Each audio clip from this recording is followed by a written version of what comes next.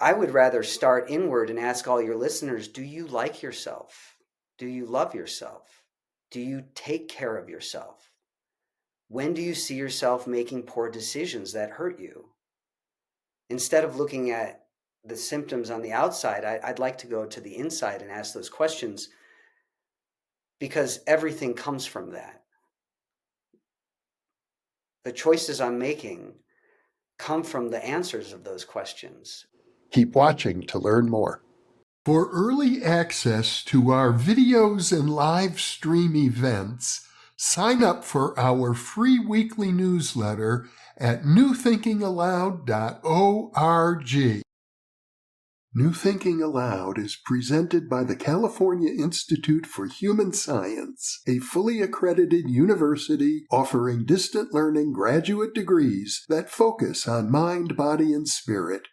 The topics that we cover here. We are particularly excited to announce new degrees emphasizing parapsychology and the paranormal. Visit their website at cihs.edu. Book 4 in the New Thinking Aloud dialogue series is Charles T. Tart, 70 Years of Exploring Consciousness and Parapsychology, now available on Amazon. You are warmly invited to visit transformationandintegration.com to access additional resources that support the journey through deep transformation, and to learn more about the ongoing offerings at Center for Transformation and Integration, including our certified training in transformational coaching with an emphasis in somatic integration therapy. I look forward to welcoming you there.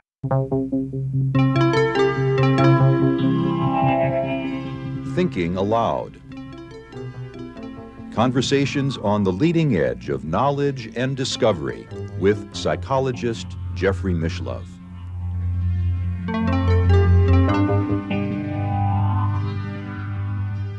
Hi, I'm Leanne Whitney, guest host working alongside longtime host and producer Jeffrey Mishlove and my other colleagues here at New Thinking Aloud. Today, I'm delighted to welcome Dr. Michael Ryoshin Sapiro to the program.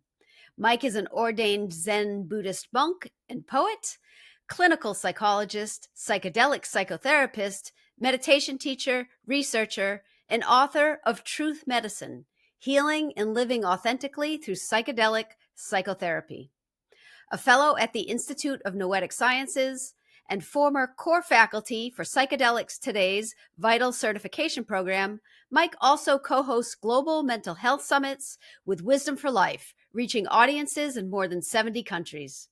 Mike works extensively within the special operations community and with first responders. And he is featured in An Act of Service, a documentary on ketamine treatment for first responders. Mike's work is dedicated to personal awakening for the sake of global and collective transformation. In today's conversation, we explore truth. Truth as a form of medicine, intergenerational trauma, shame, shadow work, wholeness, and healing through psychedelics and meditation. Mike joins me from Boise, Idaho, and now let's switch over to the internet interview. Hi, Mike. Welcome to New Thinking Aloud. Nice to be with you today. Thank you so much for having me. It's an honor for me to be here. That honor goes in both directions. I recently read your book, Truth Medicine, and I really enjoyed it from cover to cover. So I'm very excited to have this dialogue with you today. But for those who are watching and listening who are not familiar with you or your body of work, could you give a little bit of a background and what personally and professionally brought you to your career as a psychedelic psychotherapist? Yeah, I think the honest answer is I had some mystical experiences when I was younger. About 15, did try LSD, started trying psychedelics at a very young age. And I'm not recommending it to anyone listening at this point. I'm not saying teenagers should be doing that, but I certainly did. And it showed me things behind the masks of reality. We would say, you see behind the veil, and gave me a sense that there was something greater in life, in myself, and other people that I could start seeing. And of course, I didn't know how to express myself then as a teenager, but I found Buddhism around 18, and that started giving me some of the language of the universe, of the cosmos, of my own psyche, my heart, that has influenced the way I work in the world. And I also come from a Holocaust surviving family. So we had tremendous trauma in our background that has passed through the generations to me. So, of course, I have my own traumas, but I have theirs in my body, and the way that they handled their lives, which was with tremendous strength and resiliency, but also lots of fear and dread, that also passed down to me. So those are really important pieces, and that also fueled my longing and love of service. I started serving my community pretty young, did AmeriCorps, I did Peace Corps, worked with homeless population, people in prison, kids in the foster care system, combat veterans. And the last 5 years have been working pretty extensively with first responders. So all of that has really fueled my drive to serve, but also help people heal and touch that innate, innocent place within them. I think I'll just leave it there for now. Well, that's a lot. Thank you. Yeah, there's a lot in there. The intergenerational trauma aspect, as well as your personal traumas, and that's happening for all of us. Would you All, say? Like, yeah, all those of it. intergeneration. Yeah, you don't escape. That's not a piece that we escape. You can't, If and yeah, not at all. Sorry. well, I was just going to say, if something hasn't been cleared in the lineage, it's all of a sudden one generation kind of shows up to do that work. Yeah. Mm-hmm. I think we're called, some of us in our families are called. We carry the burdens of the traumas, or we carry the strengths of our lineage going through difficult experiences. And sometimes we don't know it's ours. Sometimes we don't know we can rely on that strength. I'm often, strangely enough, talking to my grandmother who survived Auschwitz. And when I'm facing something really difficult, I'm often finding myself talking to her and going, how can I show up in this circumstance that I'm struggling in right now? And I do hear words, I hear wisdom that seems to be beyond my own experiences in life. That, there's a wisdom that I haven't had, but that's coming through or to me. So I attribute it to intergenerational wisdom, not just trauma. We talk about trauma, but we also need to talk about resiliency, tenacity, and wisdom that comes through the lineage as well. So that is a part of the work that I do in psychedelic psychotherapy, because people are visited by their ancestors while they're on medicine often. And so we want to know how to talk to them, how to assess, do you need something? Do I need something? Let's have a relationship here, because you're in me. Let's do this work together. Beautiful. Especially calling in the well ancestors for support, that they're right here around us.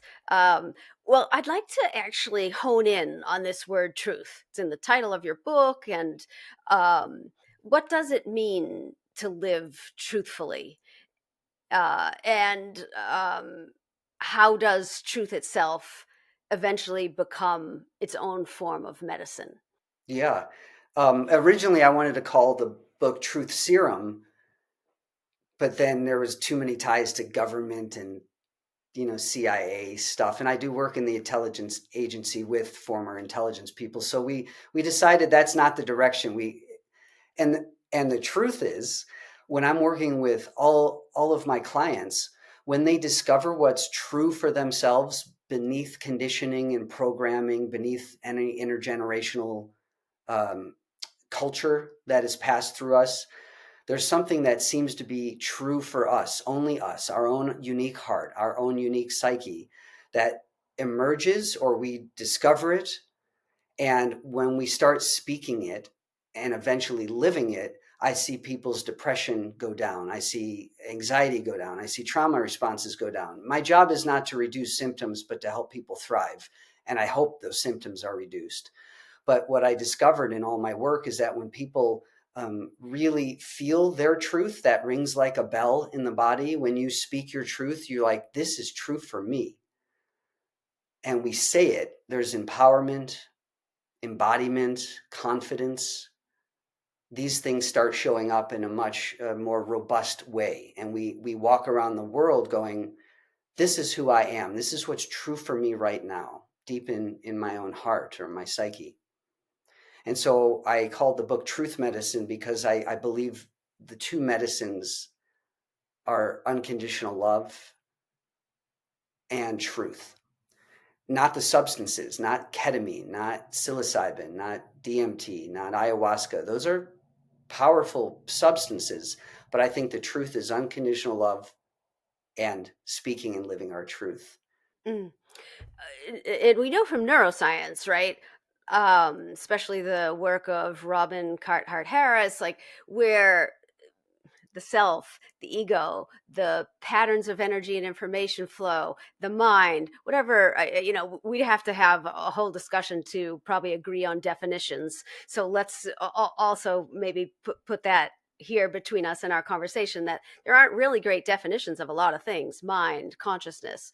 But we know from the research into the medicine that the mind comes down to sort of base camp, if you will, and we're able to unravel a little bit of the patterns, the conditions that we've grown up in, that bind us and cause the suffering. It's not necessarily an easy task. Um, uh, but that process of integrating the information is what you're pointing to. So again, the substances allow us to surrender and work with the medicine, but it's ultimately the information that the medicine brings forward that you're pointing to. Yeah, so our field right now is really hyped up on the experience itself, and I'm more interested in what arises in the experience that we can use for healing and growth. What information during a psychedelic session presents itself, and how do we use that information to move toward the life we are longing for, as well as healing old wounds, core beliefs that hurt us, to very clearly see conditions and habits of mind. That's more important to me as a psychedelic psychotherapist, as a clinical psychologist, is that we're using that material for those goals. Mm-hmm.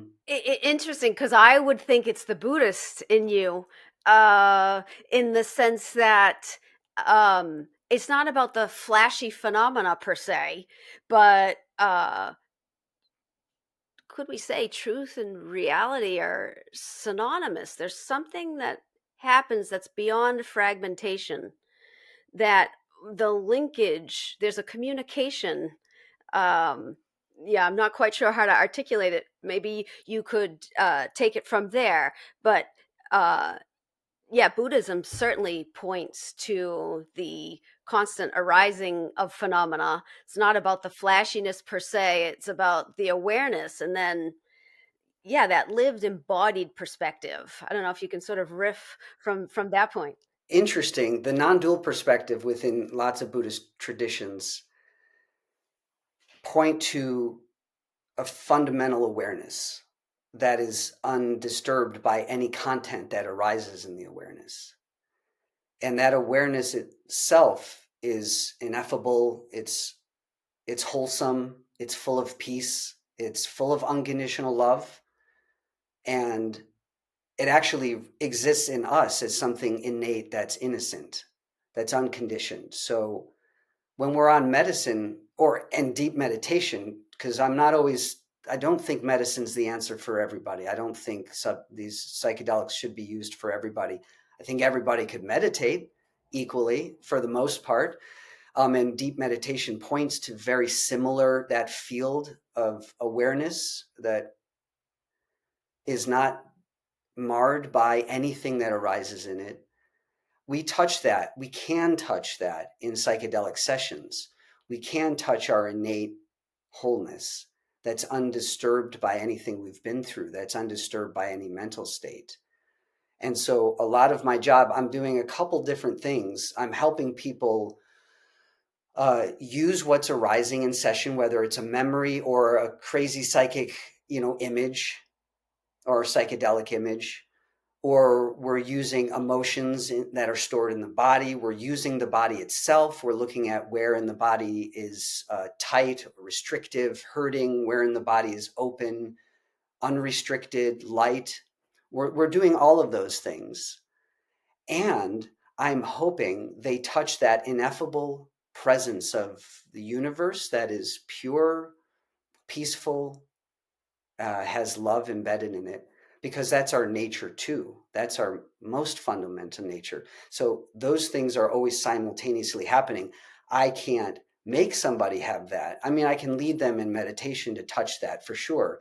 But what's more important is they discover it in themselves and then start touching that innocent, pure nature. Because that, in essence, is the most healing thing you can do, is touching what's pure and innate and wholesome in us. Most people don't like themselves. Most people struggle with themselves, who they are. I don't like this. I don't like my body. I don't like my personality. And that's very toxic and hurtful to us. So that's more the Buddhism, is that what's pure, what's wholesome and unstained by any condition. Mm. In yoga psychology, very similar. We want that differentiation between pure consciousness and the contents of consciousness. Also, in Patanjali's yoga psychology, the first of the eightfold limbs is the yamas, which are the ethical precepts, so to speak. In truth, is the second one. The first one is nonviolence. So in the yoga tradition, we always want to make sure we're pairing truth with nonviolence. So I really want to highlight what you're sharing there about the inner terrain and how negative and self-defeating a lot of the inner voices for people can be. Yeah, but I don't know if you have any specific examples or a little bit more to share on that, because it's so important, right? Yes, we want to be, it's within and between. We want the loving kindness, but we have to make sure that our inner terrain is a really beautiful, nurturing, soothing soil. Yeah. Yeah. Yeah, that's the practice, is how do we help people? And I'm included in this. We were trained by parents or culture or society. We're generally, maybe at least in the West, I didn't find that so much living in Thailand, but definitely in the States, we're not enough unless we da da da da. And if we're not enough, we have to do something to get there, or we have to earn being enough. We have to earn unconditional regard and love from people, or we're literally just told you're a piece of crap. We're told that, or we're hurt by being hit or violated. And then we start having this inner relationship going, well, you're no good. People are treating you poorly. They're telling you this and that. And then we internalize those kinds of messages, and I call them lies. And even being told you're very smart is actually not always helpful. I was told, oh, you're so special, you're so smart. Well, that is so hard to keep living up to. Does that mean I can't fail? And if I fail, how do I think about myself? Every single person who comes in to me, whether they're working on childhood trauma, first responder trauma, combat trauma, regardless of all of those things, we have messages we tell ourselves about ourselves that we are attached to and believe. And those beliefs and the attachment to those beliefs create so much pain for ourselves, so much deep suffering. And that's usually what we're cleaning up in our work together. More than anything, we're cleaning up, can you love this thing? Can you love your body, yourself, even the mistakes you've made? Do you have grace? Do you have patience? Well, no, I don't deserve that. I mean, I can give a million examples of people showing up doing this work. That's part of the truth too. Are you kind to yourself? No. Well, that creates a whole cascade of really negative behaviors that you're doing to yourself, thinking you deserve it. Concentric circles, I think, is the best way that, at least the way that I'm seeing it right now. You're pointing to this idea that there's family, there's culture, then there's this deeper truth. And it's important that we differentiate, perhaps, where those messages are coming from and name them. Yeah, so I do several things at once. I define in the book at least what I think different levels of truth are. There's truth of nature, sun rises, sun sets, water's wet. There's things that are truthful by nature, just laws of science. We have personal truths. What's true for me is not going to be the same what's true for you. We might have different politic beliefs. We might have different religious beliefs. And something is personally true for me may not be personally true for you. And then we have what I think of as spiritual truths that do come out of spiritual traditions, like the concept of interdependence, that all things depend on everything else to exist. There is no Mike without sunlight, soil, food, my parents. If my parents didn't exist, I don't exist. The concept of interdependence says that I'm really made up of all of these things in the universe. And without one of those things in the universe, I don't exist. If there's no sunlight, I don't exist. So there's sunlight in here. That's an interdependence.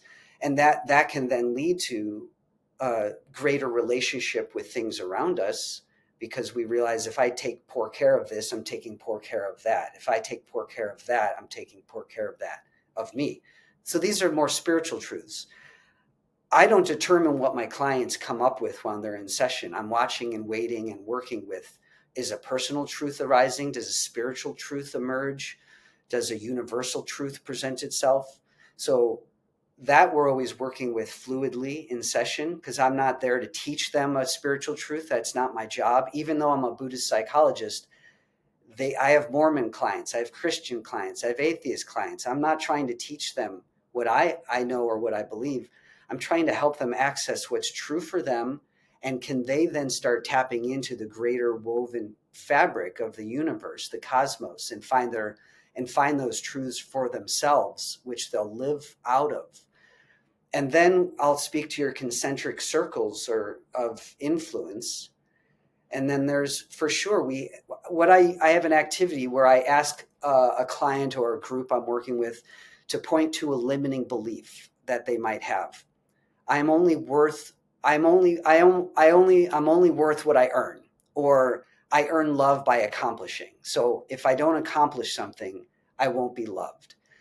We look at that belief, which is really harmful because it drives us to overwork. It drives us to burnout. If I think I'm worthwhile only if I'm producing, then my whole life's going to be spent producing and overworking to get my worth. It's a terrible system. It's a bad setup, right? So I'll look at one of those beliefs. I'm worthwhile if I'm producing. And then we're looking at concentric circles of, how did your ancestors, where did that come from? I like pointing to, I have Irish clients with Irish ancestry, and they have a belief that I have to work. I can't stop working. I'll die. We look at the famine in Ireland. There was something true about, if we're not working, if we're not producing, people did die. The famine did kill people. And so in Irish ancestry, there may be a belief you have to keep working very hard so that we don't die. That's passed down through the lineage, through our ancestors. So we're looking at that circle.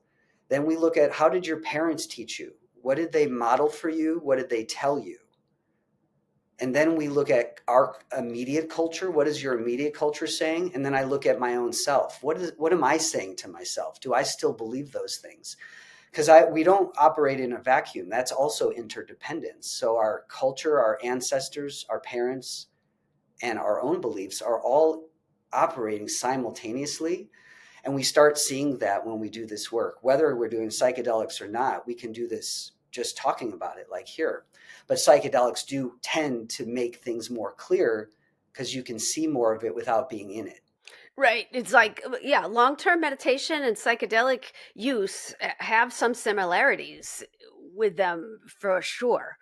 Um, what are some ways that people block themselves from living truth, maybe addictions or dissociative experiences, like the mind runs way faster. The mind is often in flight. Um, are there pointers you could give that may indicate to any of our listeners or viewers that, um, hey, these are maybe red flags to look out for? This might be something that you've picked up that causes you to run from the truth. And the truth might be, I have value, I'm worthwhile, I matter. The truth might be, I was innocent, I didn't deserve what happened to me. These are truths that I see coming out in people in this work. Oh, I don't have to earn my worth. I am worthwhile whether I make this money or not, whether I get good grades or I don't. I still have value. Like that's the deeper personal, that's the deeper truths we tend to come to doing this work. I would say that symptoms of not liking ourselves look like addiction. Symptoms of not caring for ourselves look like choosing abusive partners. I would rather start inward and ask all your listeners, do you like yourself? Do you love yourself? Do you take care of yourself? When do you see yourself making poor decisions that hurt you? Instead of looking at the symptoms on the outside, I'd like to go to the inside and ask those questions, because everything comes from that. The choices I'm making come from the answers of those questions. And also, why am I attached to my family's way of doing things? Why am I attached to the culture's way of doing things? What would be more true if I discovered that in myself, my own values, which might mirror some of our culture, it might mirror some of our parents' values, but I'm choosing it now consciously and intentionally rather than just unconsciously moving forward in the world based on my conditioning.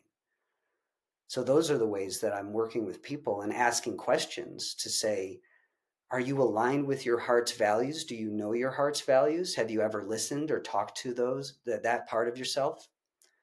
And if you're not, why aren't you doing that? What's in your way? What are you committed to instead? What are you committed to instead? Or what taught you, what was the alternative teaching that led you far away from these questions? And the behavior patterns that, yeah, drove you away from these really crucial and important questions to ask. So the heart is open. I mean, you already pointed to unconditional love as a basis.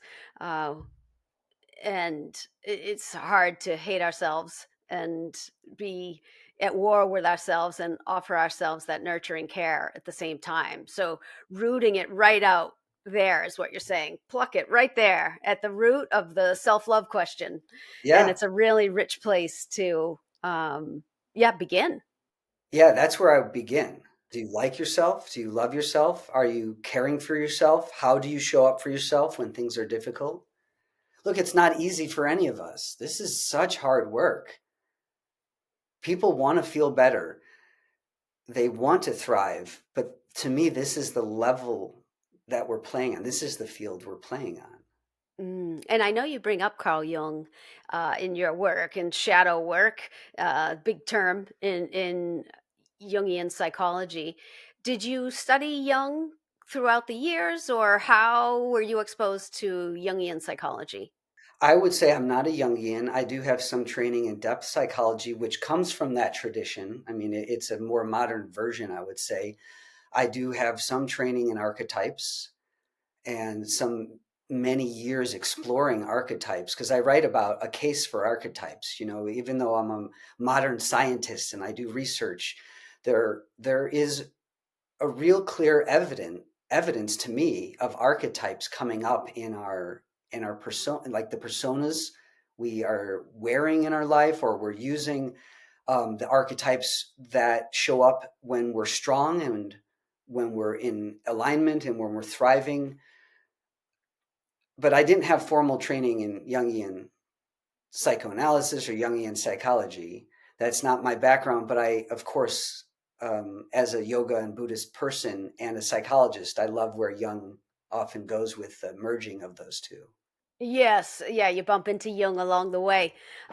Depth psychology actually is what the psychologies were called at the inception when Freud and Jung first worked together. It was so that term depth psychology has been around since the beginning.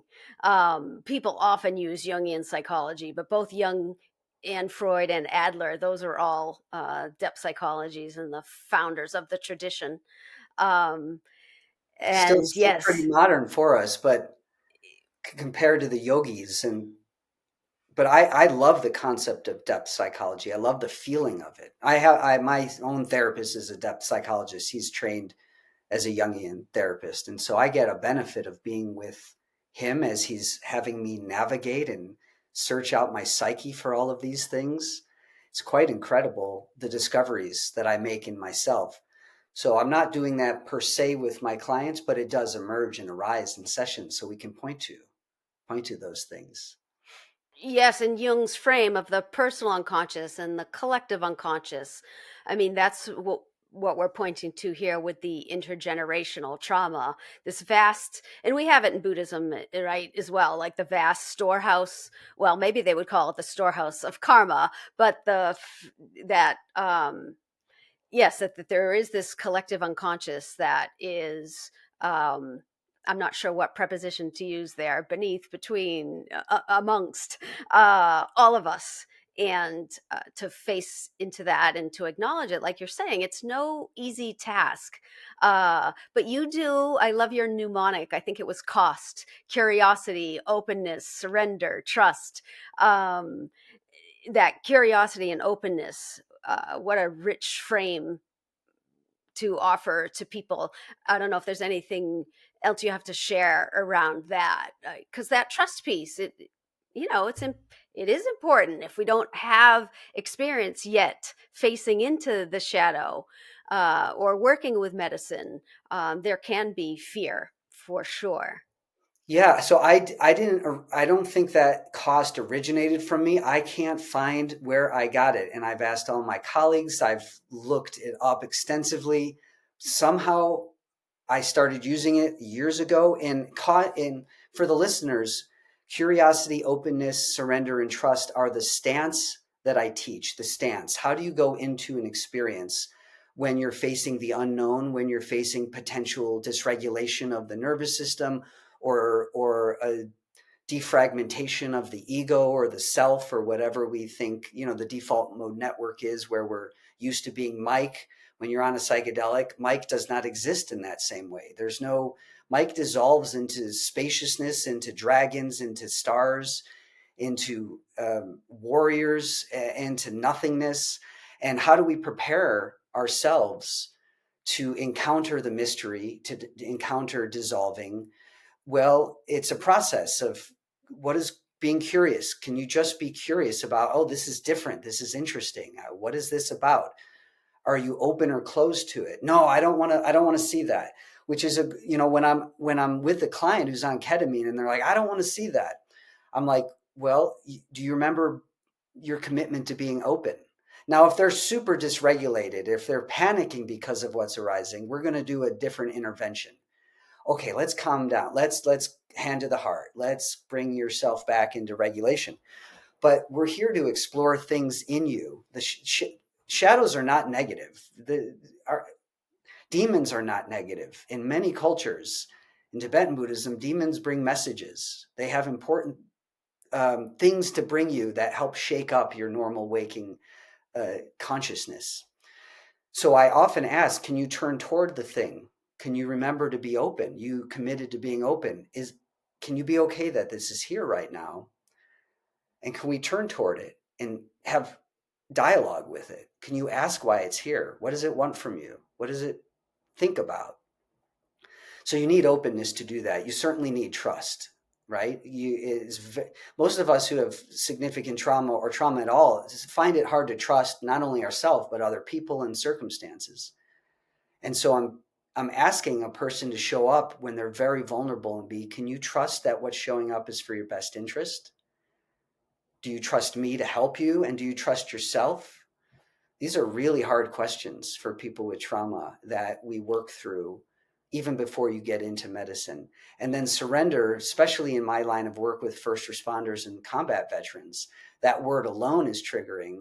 But the concept of letting yourself be taken and not have control, that is opposite of their training.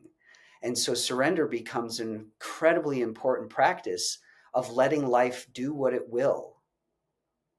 So stop fighting, stop fighting, stop fighting life. Doesn't mean don't advocate or show up for yourself, but it does mean, can you lay back and let life take you where it will? And that's a hard practice, and it's something you do on medicine because it almost makes you surrender. And if you don't, there's a lot of fighting.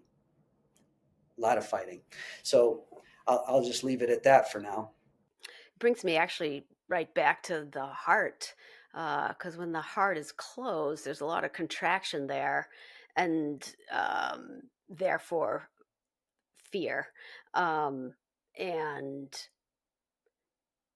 the heart has to be open to all those concentric circles to be able to perceive, and again through a lens of loving kindness and compassion, all the wounds and the pain, the cultural stories, the family stories. So trusting that deeper layer of love and compassion is there when so much in the external world has been maybe fierce. It can be a bit of a bridge to cross. I have to teach that. That's an active skill before we get into medicine, is learning to go, hey, you're going to be in a circumstance, you may be in a circumstance that is frightening, scary, dysregulating, disintegrating for you. How might you show up for yourself? And most people who come to me don't have compassion practices built into their life. They don't have loving kindness practices built in. They don't have awareness that they treat themselves poorly. Instead of grace, understanding, and patience, they're punitive, shaming, and punishing. Punitive and punishing. We punish ourselves for our mistakes instead of going, I'm here. I know you did that. I wish we didn't do that, but we did. So I'm going to apply grace, understanding, patience, tolerance, support. These are not words my clients come in with. They have shame, ashamed, embarrassed. They have the poor language they speak. So I'm trying to help people before you even get into medicine recognize, how do you handle yourself when you're scared? How do you handle yourself when you make mistakes? And then I'm trying to help teach a little bit, what would encouragement, grace, support look like instead? What would those things look like? So that in session, when things get unruly in their minds and the cosmos shows up and it's a fiery dragon, how do we go, I'm really scared, and my hand comes to my chest, my hand comes to my belly? Like, we're going to practice that before we get there, or I might teach it in session. And the irony is, those are much more important practices than doing psychedelic psychotherapy. If I can help people do this on a regular basis, they're going to show up for themselves in a regular day and go, oh, don't be a jerk to yourself, Mike. Dude, be patient. I'm learning. Let me make mistakes. Or I'm scared, maybe I'll wrap myself in a blanket and I'll tend to myself instead of use drugs or flip out on phones. So that this is essential, that we learn to relate to ourselves with grace, understanding, compassion, so that when we're in life, but psychedelic sessions, we can apply that when we need it. Right. Both on and off medicine, that self-compassion, the loving kindness, again, the inner terrain, end up being so crucial, as well as the tools of resilience that you're pointing to. What happens when you're at the edge of your window of tolerance and you start to really panic or shut down? What tools do you have? Yeah, and how important those are in everyday life, not just on the medicine. Some people come a lot more contracted or bound than others. So the pace, everybody has to find their own pace with it. Mm-hmm. Yeah, just like your yoga mat, right? 100%. Don't compare. Show up on Yeah. your own yoga mat, do your poses. Yeah. And people are kind of right now, they're looking up psychedelic therapy, psychedelic psychotherapy, and they're looking up retreats, and they see a lot of words like ego death. and they're coming to me and going, I want an ego death. And I go, I don't think it is what you think it is, because I don't think you're going to like it. It's not something that most people are like. It's where the part of you that's dominant, making choices, is in charge of you, is no longer in charge of you. And that part is not going to like that. That part that is controlling you, your behaviors, your thoughts, to keep you safe more than not, but also it's pretty punishing at times and makes you know when you're making mistakes in an unkindly way. You think that thing's going to go easy? Like, that thing does not go easy. That thing can scream and fight and spit and cry and yell. So I'm like, you know, be careful what you're asking for, because if it happens, it's not always a very like, oh, I'm one. There's not even I am one. One is one. There's no, that might happen. You can have that. There are medicines that give you a complete dissolving, blissful experience where there's no I and other. There's no I am that. It is that. The non-dual state of just being arises. For most of us, that's not how it often goes. So I'm often asking, why are you coming with that goal? Where did you learn? Why is that the thing you're coming for? Let's see the thread of what you're really here for. What do you want more than anything? And mostly it's peace, love, empowerment, embodiment, confidence. Let's go for that then. And those non-dual experiences aren't the easiest to integrate either, right? That goes to the spiritual emergence and the spiritual emergency. So the skillful means of the practitioner need to be very helpful in that Yeah. case. I would say anyone doing my job should have a basis, a grasp on spiritual emergence issues, spiritual emergency issues. But most importantly, how do you help someone integrate a non-dual experience into their daily waking lives? It's great that you had it. I mean, in my journey, I've meditated 30 plus years, and there's many instances of dissolving, of just becoming, just being. There's no mic left. But I would come out of that not knowing what to do with it, because a lot of my time I did a lot of solitary work. I lived in temples. I've lived in monasteries. I have a lot of training, like formal training from Buddhists and yogic teachers. But actually, none of them, except for one monk I was with, where I dissolved. I was a monk in Thailand, and I had a dissolution experience, and I came out of that. And it happened when I was sweeping. I was sweeping the temple grounds. He was a hermit. It was a hermitage. It was just him and I. I was sweeping, and I dissolved completely. No mic, no emotions, no thoughts, no feelings. It was just wind, sounds of life. And from very, very far back, somewhere in my psyche, I heard, who am I? And I just kept sweeping, because it's just a sound. And then it got louder. Who am I? And it started freaking out. Who am I? Who am I? If I'm not any of these things I thought I was, who am I? And it kind of then flooded me. And I woke up. I'm like, oh shit, who am I? I don't know. What am I? What am I? And I went up to the teacher and I said, I just had this experience. And he just laughed and he said, go back and sweep some more. That was his teaching. Just go back and sweep. Don't make it a big deal.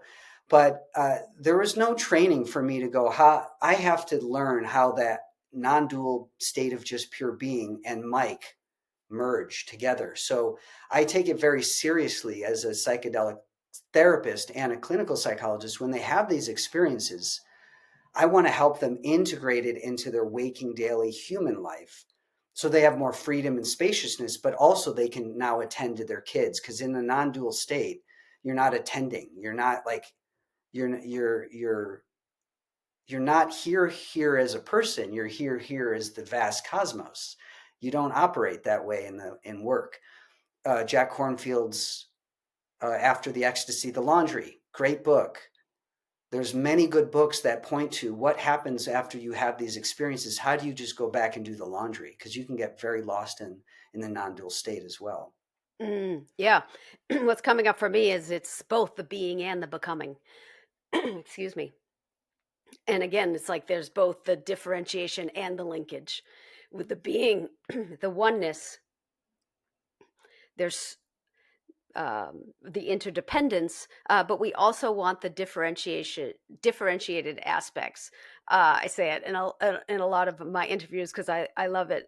Dan Siegel, his work in interpersonal neurobiology, he says, you want the fruit salad, not the frap. So you want to be able to differentiate the parts and have them linked and all working, in harmony and together. Yeah, he does a great job of having the potential, that field, and then things that arise in the field. And we do want to have a link between those because we can get lost in what's arising, and we can also get lost in the undifferentiated potential of all of life, where there's nothing's happening, but everything's potential to happen. And it's very hard to navigate when you're in that state because it doesn't, but we have to have come back into where we discernment, clarity, insight. That's why I'm spending a lot of time with my clients developing their insight, having clarity and discernment so they know what choices, because in the psychedelic state, so many things can erupt and arise. And then you come out of that, you're like, well, what do I go toward? Well, what does your heart value? What does your heart long to go toward?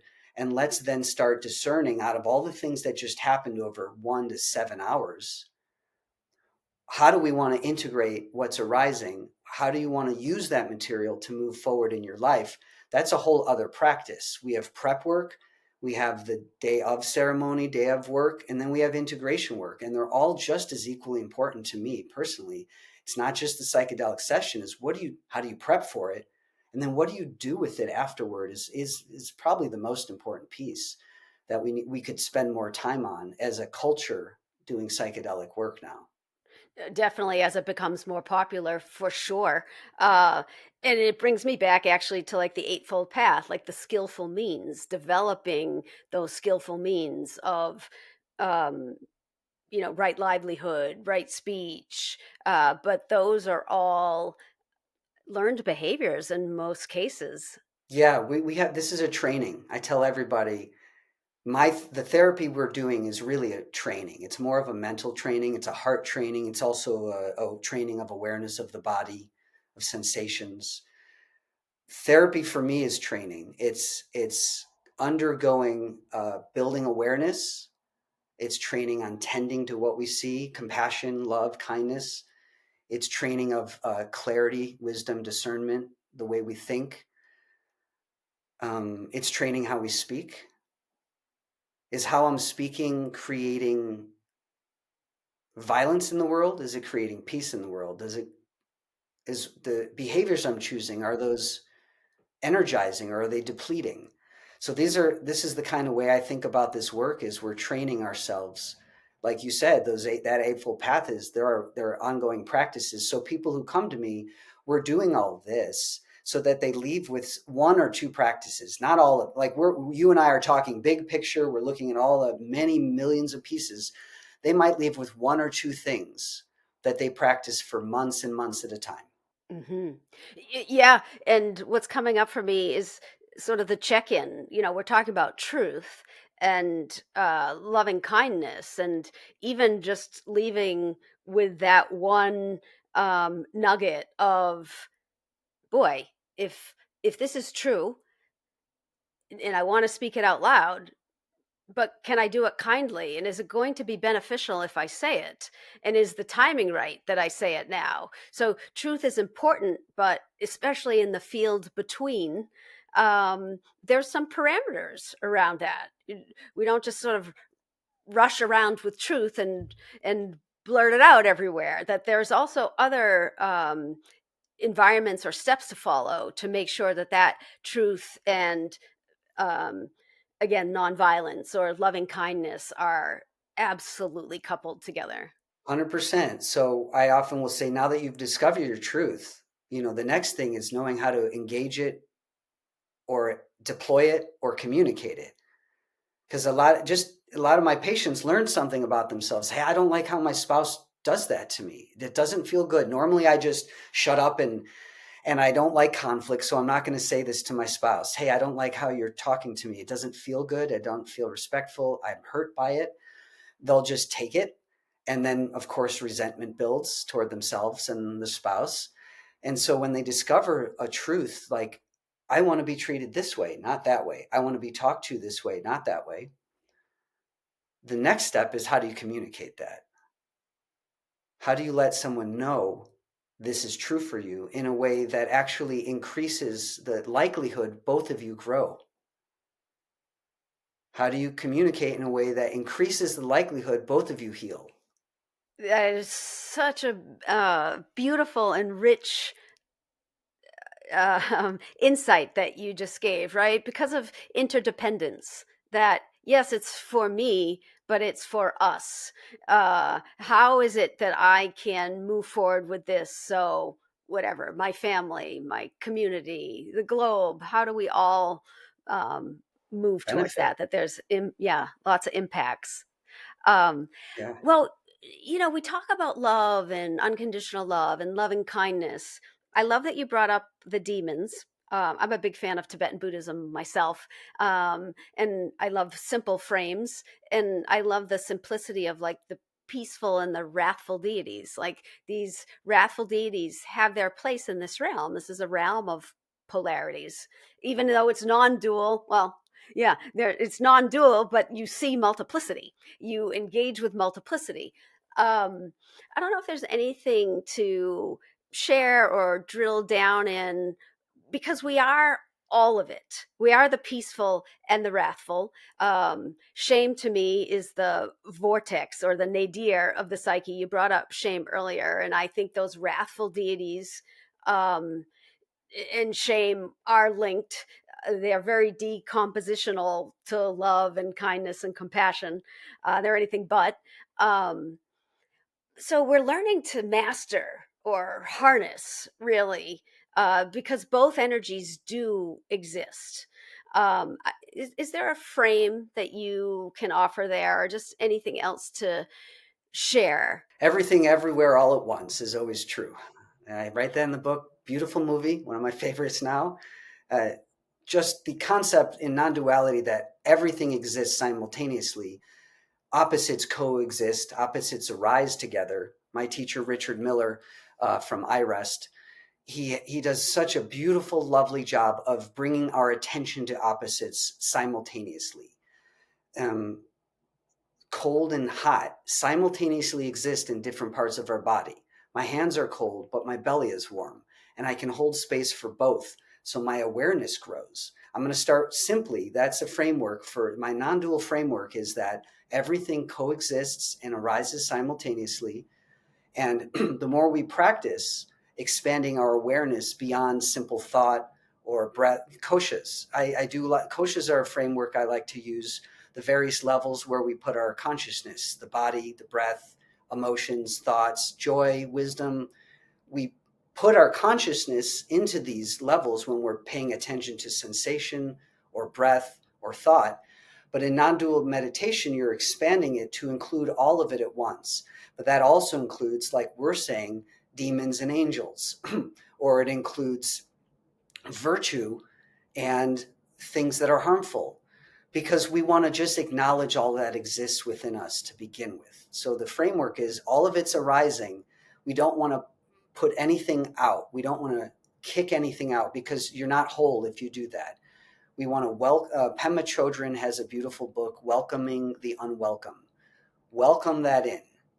Invite that into tea. The thing you don't like about yourself or others, invite it in. See it. Be with it. And on psychedelic psychotherapy, it's arising all the time. There are literal things in you do not like that are coming up for you to look at. The demon is bringing you something precious. Now, I think shame is the immature version of remorse.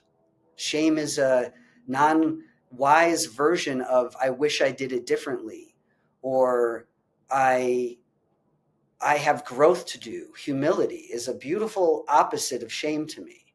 I'm a person who had tons of shame in my life for things I've done and who I am or what I think about myself. And I've really shifted that to being having humility. Oh, I'm fallible. I make mistakes. I'm going to make tons of them. I'm not perfect.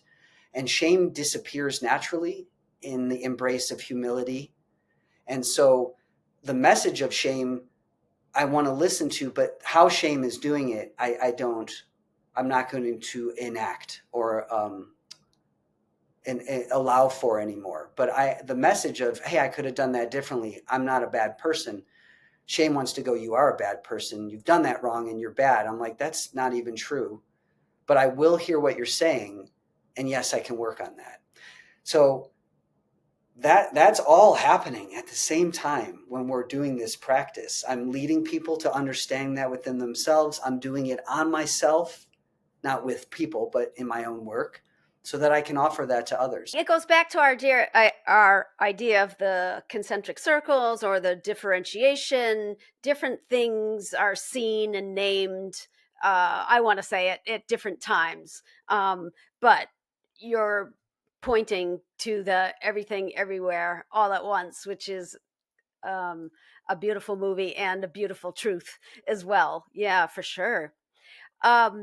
Well, I am mindful of time here. I'm wondering if there's anything else you'd like to share in general, but also perhaps like what gives you hope right now about the evolution of consciousness or the healing of fragmentation and the remembering of wholeness. Is there any overarching hope that you have to share, or any other wisdom you care to share with us? Oh, that's so interesting. I don't know if I have lots of hopes. I do believe in the work, and I believe I've seen tremendous change in humans that I work with, that are doing their work, that are committed to their well-being, and I see tremendous growth in organizations I work with that are taking these kinds of practices into their organization, the concept of interdependence into organizations. But we're humans, and for all of humanity, we're driven by greed, hatred, delusion. Those are core fundamental parts of the human psyche that seem to drive a lot of behavior. We see it in our culture right now. What I do have faith in is that those of us doing our work and those of us wanting to do work are going to be the pillars of what happens in our future. And so when we come to wake up our own love toward ourselves, and we literally start pouring it outward naturally, hey, I recognize I need to take care of this better. Naturally want to help do that with other people. That's the antidote. That's the antidote to a lot of what we're seeing in our social media and in the politics, which is so hurtful, and it feels, it's distasteful, it's toxic, it hurts. But when we love and care for ourselves, and then we naturally start doing that for others, that's we're bringing medicine to the world that is hurting. The world is broken. So I do have faith that everyone who comes to my office that does their work, all the organizations I work with, that is the platform for extending peace and healing outward as much as we can, with the reality of those demons of hatred, greed, and ignorance surfacing. We're meeting it. We're holding it. We're loving it. I'm not combating politics. I don't talk poorly about it. I add to it. I just show up and do my work. So that's what I'm asking of people. That's what I'm teaching and what I'm bringing myself to. Right. You walk your talk. That. Yes, try. Absolutely. If we want a world of loving kindness and compassion, we have to be it and emanate it and have a lived experience of it inside, if we want to interdependently continue to flow outward and therefore experience that in our communities. Yeah, so for me, no matter the politics, no matter who's in the mayor's seat or the governor's seat, my job is the same. I show up to my community. I say, how can I help you? What can I do? What can I do for you?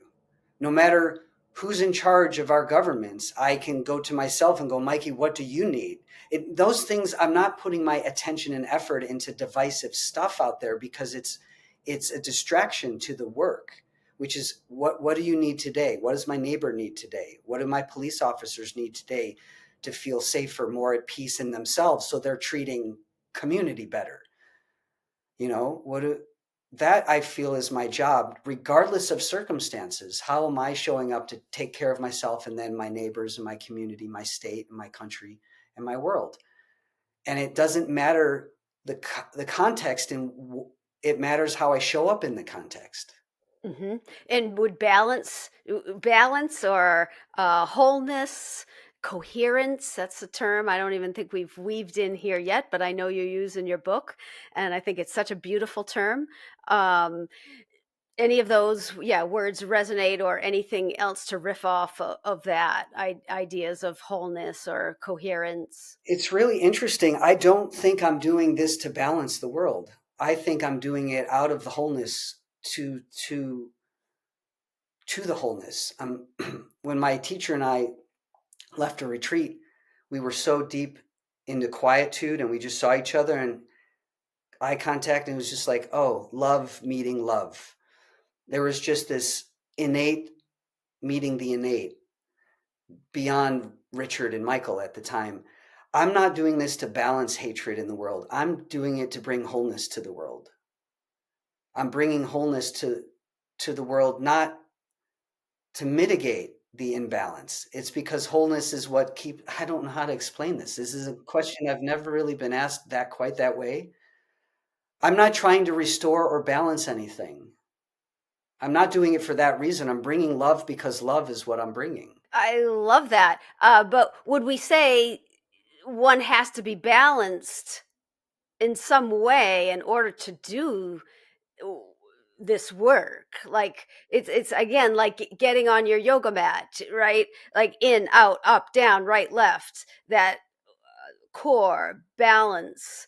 The whole incorporates all those sides. That's what I'm saying. I want to do practices that bring wholeness, because in wholeness you have the sides: front, back, left, up, down, in, out. It's already there.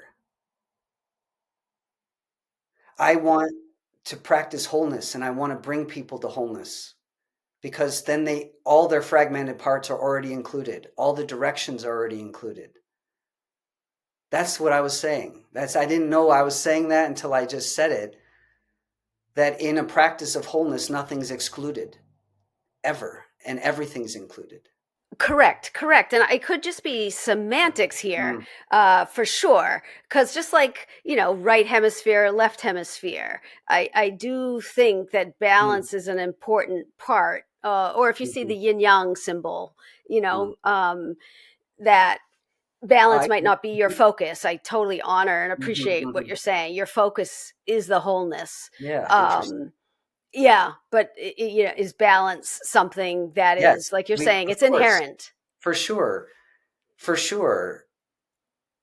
And I think, because that's the relative to the absolute. So my wholeness is the in non-dual terms or yogic terms, we say relative and absolute. And what you're saying is, hey, we still need to do the pieces themselves. I love the yin yang for that sake.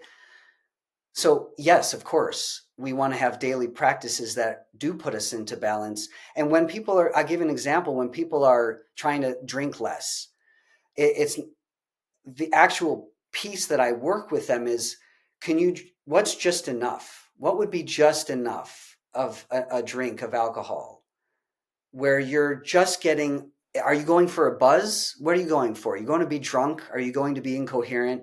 Do you need the buzz? I do want to help people have balance, which is a spectrum. There's don't overdrink, and if you're not going to quit. So let's just have a little balance of that. What would just enough be?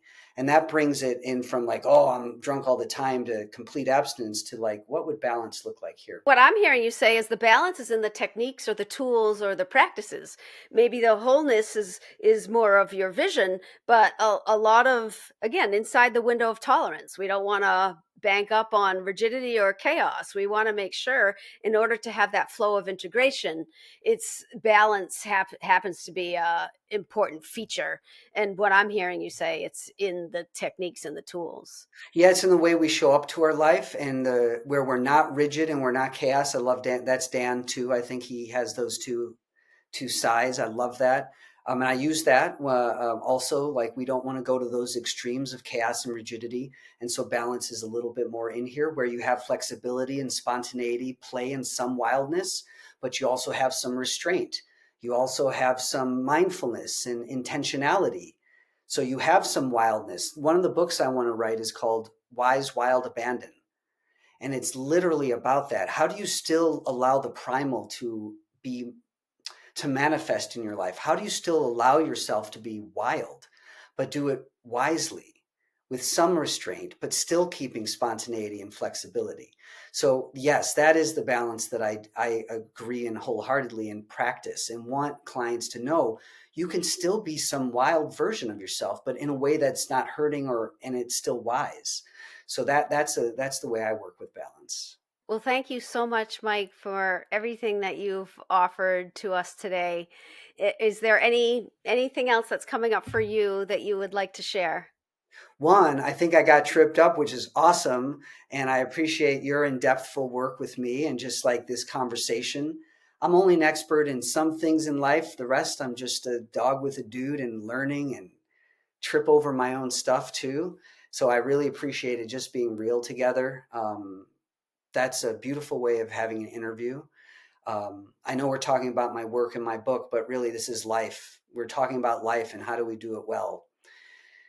So thank you for that. Something else I always like to leave with, and just talking to the listeners, that I think you as listeners are important enough to do whatever work is calling to you. You're valuable and you're worthwhile. And put effort in, because you'll get so much out of the effort you're putting into your own well-being, more than you can imagine and more than you would ever have hoped for. The effort you put in is like tending a garden. You'll get such a beautiful version of yourself just with some effort. So you're worthwhile, and definitely put time and energy into yourself. That's my message to most folks. Rich insight, and so heartwarming. Mike, I appreciate you deeply. I think your book is fantastic, and your body of work speaks for itself. So thank you so much for joining me here today. And for those of you watching and listening, thank you for being with us. You're the reason that we're here in community, exploring our common unity.